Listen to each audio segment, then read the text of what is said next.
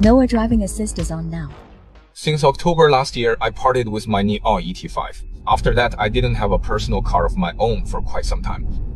After over a year, I picked out this brand new Mercedes-Benz all-electric class.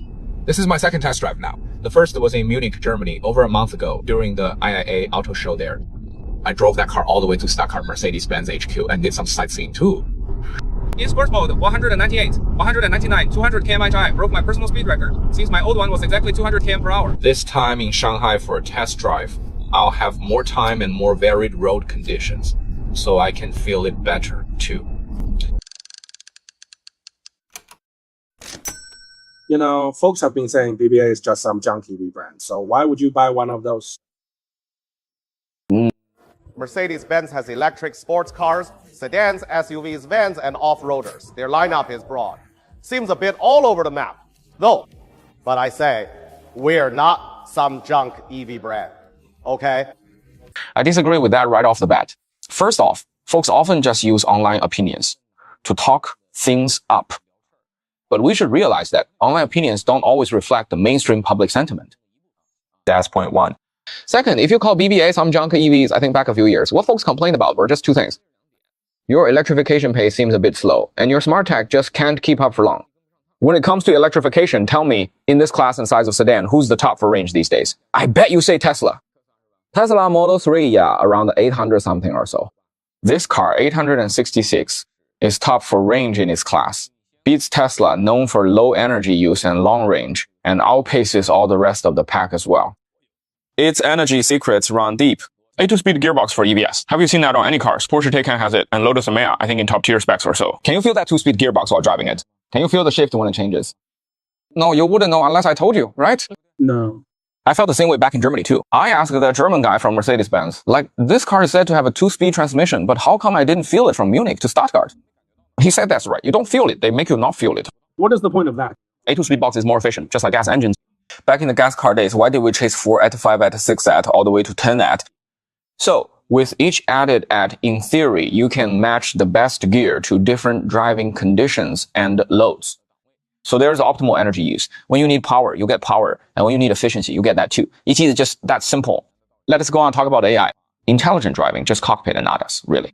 Back a few years ago, many top global brands had clunky car infotainment systems and weak ADAS features. That is a strange thing about this world for the past 10 years. Folks have been going on and on about the intelligent cockpit. But if you ask folks who've used smart cockpits, they'll find they just want two things. C1 is entertainment, and the other is navigation. That is it. So, does this new Mercedes-Benz all-electric CLA have QD? Yes. Smooth navigation? Yes. And that maps these colors and visuals. Very much in the Mercedes-Benz style, I'd say. Does it have reliable, smooth, smart voice interaction? Yep. What about media features? Yep. So what else do you need? I think its menu layout compared to Huawei Ni-All and the Tesla isn't quite the most intuitive setup for me, though the logic isn't too bad either. Your logic isn't that complex. I can learn it fast. When driving normally, do you often check menus? The most common settings tweak is just switching driving modes. That car has a physical button, press by dynamic, and you can switch driving modes right on the spot. So intelligent cockpit sorted, let's talk smart driving. I've used Momenta's ADAS on Jack Toyota cars and also on BYT's Momenta setups before. Overall, the experience is at quite a high level, I'd say. Mercedes-Benz, after testing it, I find that Momenta now pretty much guarantees a solid driving feel. So if a car has a good intelligent cockpit and solid ADAS, is it a smart car? When it comes to vehicle engineering, to a century of car building heritage, to quality, to safety, to many other things, yes, we trust Mercedes-Benz. That is quite normal. I get why many still see BBA cars as just generic brands. It's mostly just a matter of habit, I think.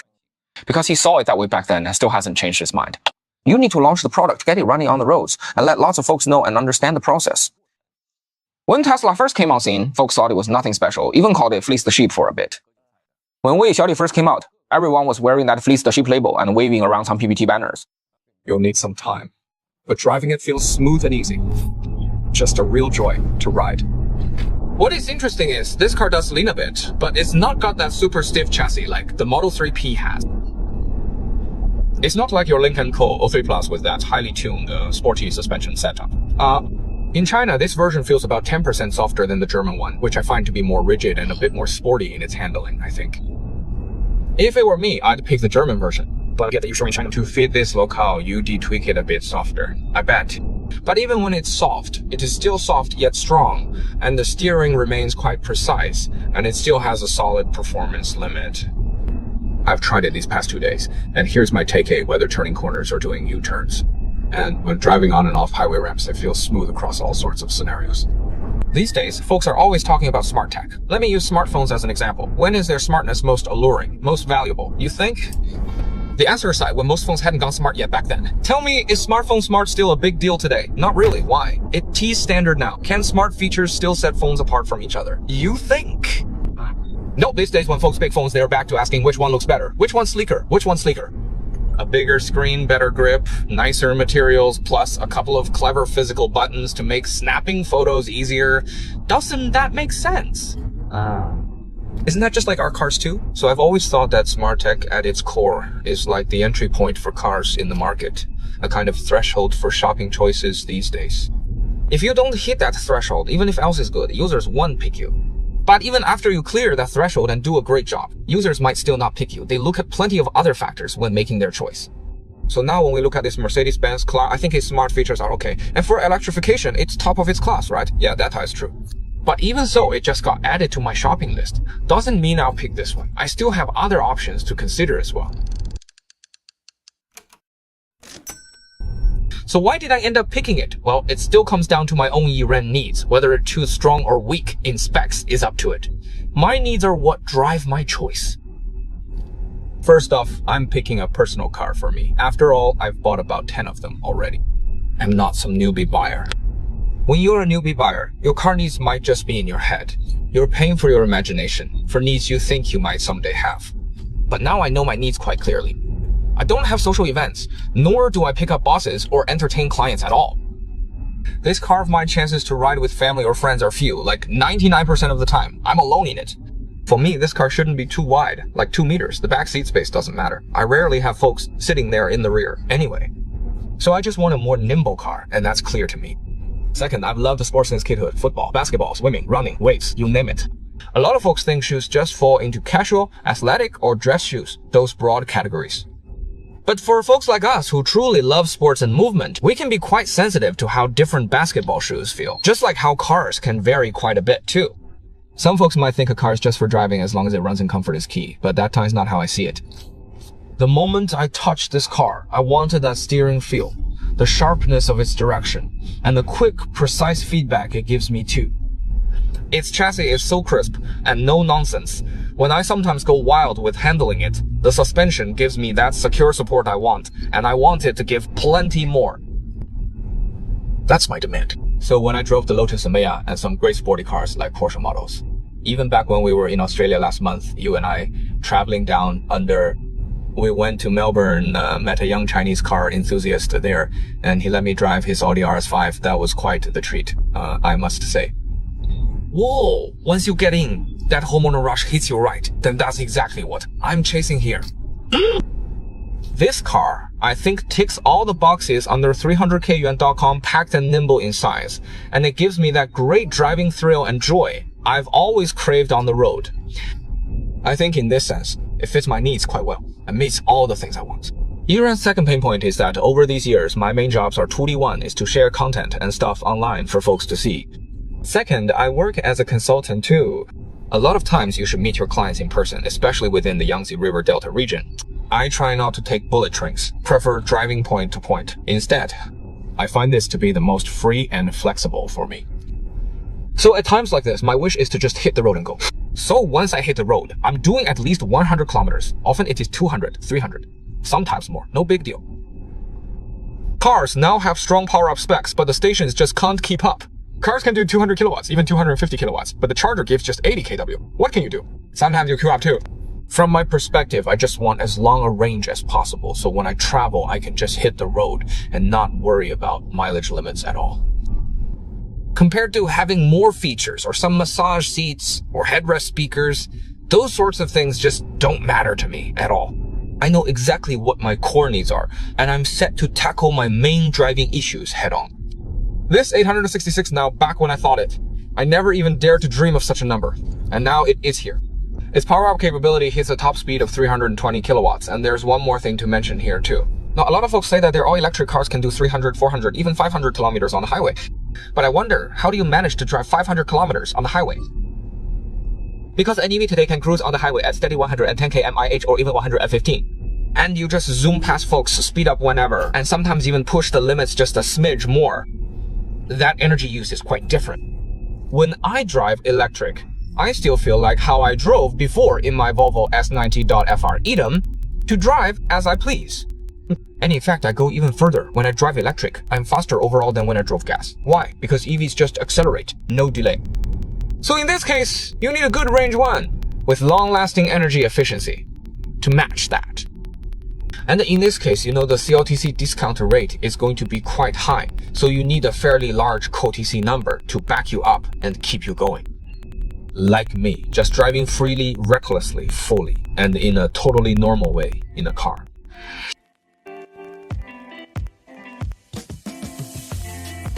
What I mentioned before, a car that's agile and sporty plus a fully electric one with no range worries, that is more of a rational desire, really. And I do have a bit of a sentimental wish. In the past 15 years, I bought about 10 cars or so, but never a Mercedes-Benz. I'd like to feel what that is like, just once. When I was young, I never thought we'd have private cars. Back then, private cars were rare on Chinese roads, let alone the Mercedes-Benz. That was a dream. Never dreamed of it. In my 20 seconds, I'd spot Mercedes-Benz on roads and heard adults talk of BMW. Mercedes-Benz W140, quite a bit. But as a young person at 20, I always felt like I just couldn't quite appreciate Mercedes-Benz for what it stood for. Somehow, I couldn't even grasp why so many adults just adored Mercedes-Benz with such devotion. I think deep down, I felt that Mercedes-Benz always tried to project luxury and its products to carry that class signifying vibe somehow. But I tend to prefer the plain and simple style like that of Volvo, quite low-key. I'm not the type to buy Gucci or Hermes bags and strut around town with Saviv on my back. But as I grew older, as time passed by, I felt that after my mid-30s came, for some reason, these past few years, I've come to better grasp the feel of Mercedes-Benz, I guess. It emphasizes balance.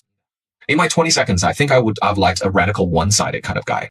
I feel like that's not the same as when I first graduated now. I can better grasp that sense of balance Mercedes-Benz and Toyota aim to craft in their cars.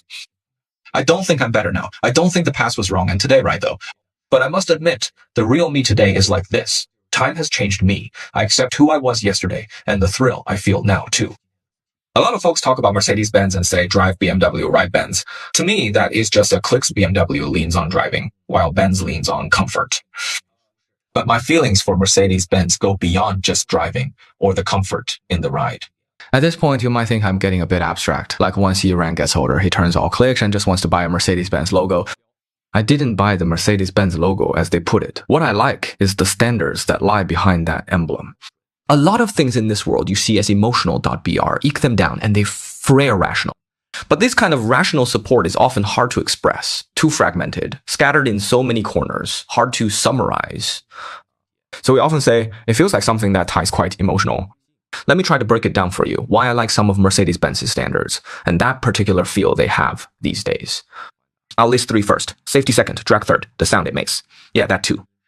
These days, every car maker claims their cars are super safe. But let me share a statsy. How many crash tests did the new Mercedes-Benz all-electric car go through during development? During R&D, for car safety tests. Each crash destroys one vehicle. That is just how it goes.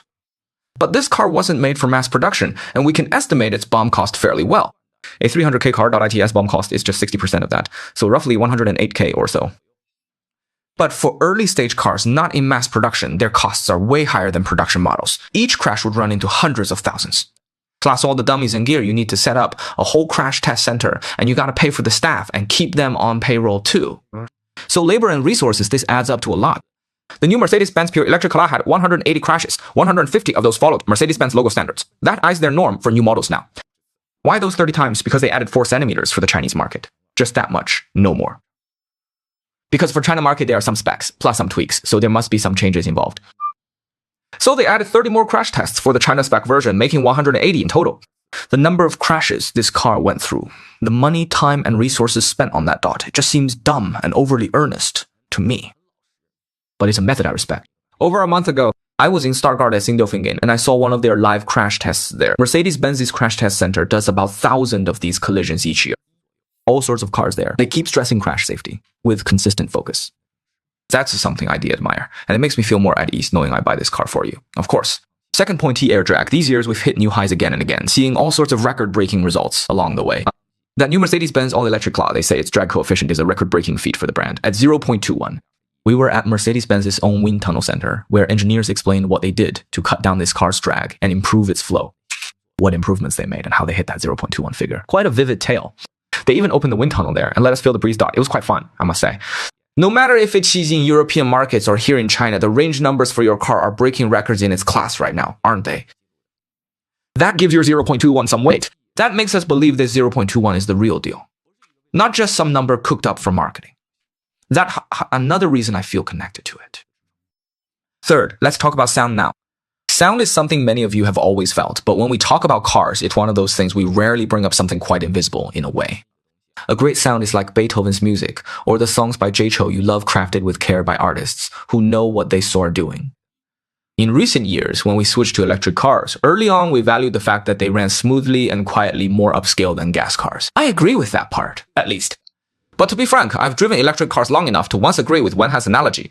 Girls, back then, neither side could make a sound. Ha ha ha, that was the exact vibe I'm talking about. You already feel pretty good, but your parents are outside right now and you just can't make any noise. Honestly, that analogy fits quite well. Ha ha ha. Because sound is a pretty key form of interaction. Jace, but if you've heard some great sounds made for electric cars, you might just find yourself slowly changing your mind about that too, I reckon. This new Mercedes-Benz all-electric CLA actually made me accept electric driving sounds, since they handled the acoustics quite well, I must say.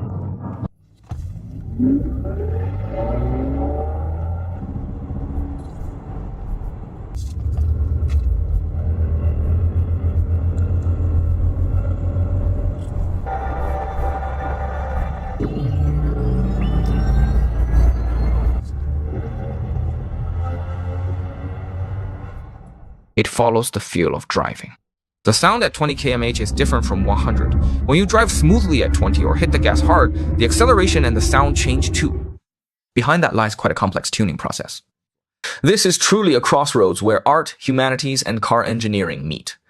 This is something I think our local auto industry should learn from and adopt as well, and we can do that too. Chinese cars will be even better. Right now, Chinese cars are like a top-notch STEM guy, but when it comes to arts, humanities, philosophy, and sports, we still lag a bit. We still have space to learn from brands like Mercedes-Benz in this particular area. And just to add one more thing, when I picked the new Mercedes-Benz all-electric CLA, I had budget in mind too. I want it to be doable, not stressful. When I buy a car, I don't want it to cost more than 400k. Better 300k. I don't want to turn into some kind of person trapped in consumerism. I feel like the things I buy sort of define who I am. Because I finally realized that this strange, shallow respect just isn't what I need, though I'm not anti-materialist either. I do like and appreciate these fine material things. But what I want is that when I consume these lovely things, its price shouldn't become a burden on my life or my finances. Consumption itself isn't my goal. My aim is life, my own free actions, and the pursuits that truly matter to me. Buy a ticket to Europe, to Australia. Go to the Philippines, Brazil, and see what the world looks like. Talk to folks from all walks of life and try the things I haven't done, but always wanted to do. Keep doing things I've done before, but still love doing. Think up fresh questions, hunt for the next answer, and help out by answering folksy queries too. I think a new Mercedes-Benz all-electric CLA might just be the perfect tool and ride to help me reach all those goals I mentioned up there along the way. At the end of this video, I want to share a photo I took with an old classmate in Stuttgart more than a month ago at a restaurant near a Mercedes-Benz corporate showroom. Back when we were still just boys at Tongji, we never could have imagined that one day we'd meet in such a way, like this of all things in the world. It's hard to imagine that any of us would one day work on a major new car for a globally renowned automotive brand. I'm proud of my classmate and overjoyed to have met him once again, just like that. When I blindly ordered this new Mercedes-Benz all-electric hill, I did do some research though. One key step I took was calling my friend who lives in Stuttgart and just asking, "Hobbs, this car, do you think? Just tell me if this car is easy to drive." His reply was short and clear: this car is super easy to drive. Like a step up, and you don't need to stress. He added, "This car is great in all ways, just a bit pricey, so long as you can afford it." This new Mercedes-Benz pure electric CLA, do you know how much it costs in Germany? That version runs about 70k euros. which is nearly 600K in RMB. I just say you haven't been back enough. You don't get how things differ here in China. You've seen the prices.